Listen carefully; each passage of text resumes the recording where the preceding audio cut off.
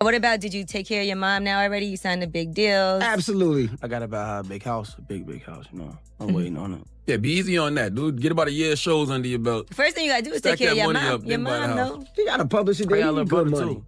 You got a little brother too? He a month older than my daughter. Oh, wow.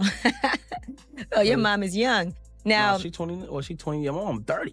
Mom, 30? wow. My son and what he got going on. But if you end up a person that, you know, the true color thing or whatever, you have 2 or 3 personalities. I can't deal with it. I have to stay safe. One of Chief Keef's biggest ops got his mother on the phone, recorded the entire conversation, and put it out publicly for the whole internet to hear.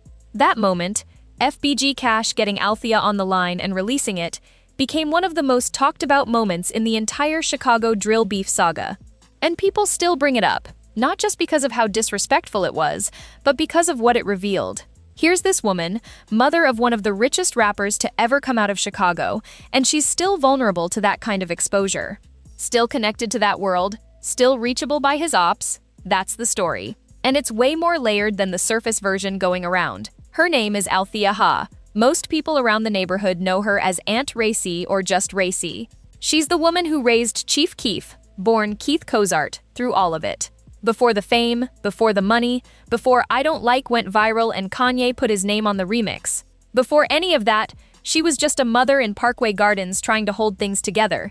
Parkway Gardens is the housing complex on Chicago's south side that became known to the world as O Block, named after Oglesby Avenue running through the area.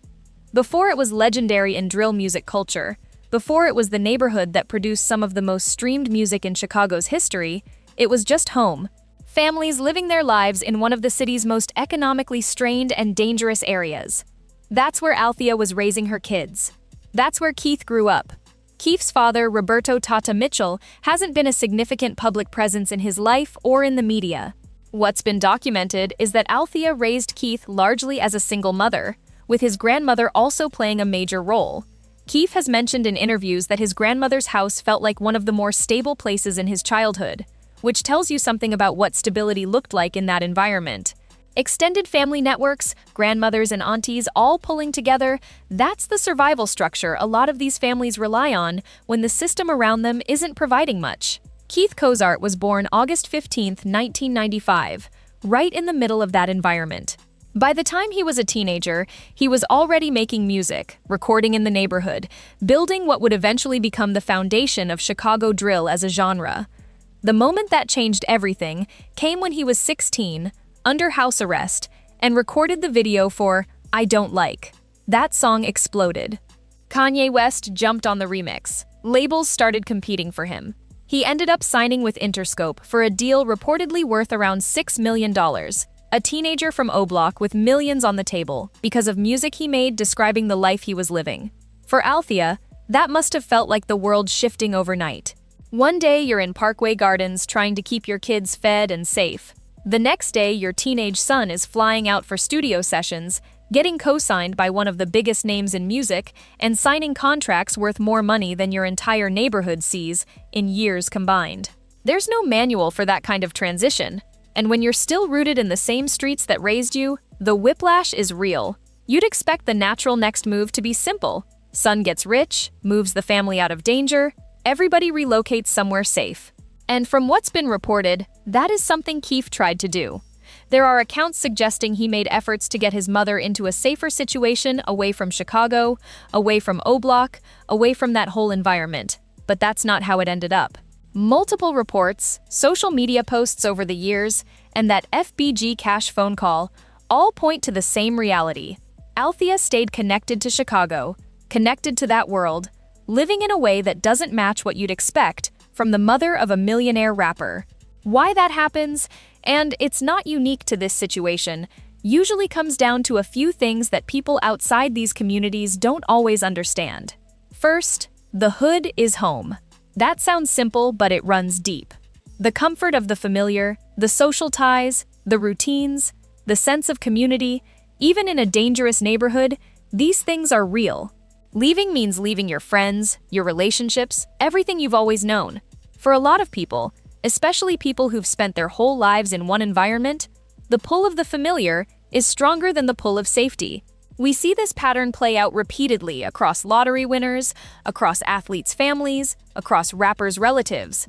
Money on the table doesn't automatically undo decades of roots. Second, family relationships get complicated when fame and money enter the picture. We don't know the full dynamic between Keef and his mother behind closed doors. There may have been disagreements, things that went unsaid, circumstances that made the situation harder to navigate than it looks from the outside. The public record doesn't give us the complete picture, and it's important to be honest about that. What gets reported and what actually happened inside a family are not always the same thing. Third, the streets don't always release people cleanly, even when they want to leave. The relationships, the history, the ongoing connections, these things can pull a person back into an environment even when they're physically removed from it. We've seen this across too many stories to count. An artist moves out of the neighborhood, sends money back, tries to do right by everybody, and somehow the old environment keeps finding its way back in. Sometimes through family members who stayed, sometimes through relationships that predate the money. Sometimes just through the weight of where you came from not being willing to let go of you. For Althea, all three of these forces were likely at play in some combination. Now back to the FBG Cash situation, because it matters to understand the full weight of that moment. FBG Cash was deep in the ongoing beef between his camp and O-Block-affiliated artists, a conflict that stretched across years and cost multiple people their lives. At some point during all of that, he got Althea on the phone, recorded it, and put it out. The recording spread fast. People clipped it, posted it, reacted to it, and what it showed, regardless of anything said on the call, was vulnerability. Here's a woman directly exposed by her son's enemy, made into a moment for the internet to consume. That's a level of danger that doesn't come from being in the wrong place at the wrong time. That's the danger that comes from still being reachable, still being in proximity to all of it. And once something like that hits the internet, it doesn't go away. It gets clipped and reposted and commented on for years, which is part of why this story keeps coming back around. Keef himself has dealt with a lot of complications alongside the success. Legal trouble, probation violations, losing close people to violence and illness, including his cousin Fredo Santana, who was right there with him from the beginning of his career and passed away in 2018.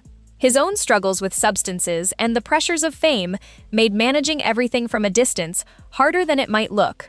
Wanting to help your family and being able to fully execute that are two different things when you're dealing with your own battles at the same time. None of that excuses anything, but it explains some of it. The bigger picture here is something that repeats across rap careers in city after city.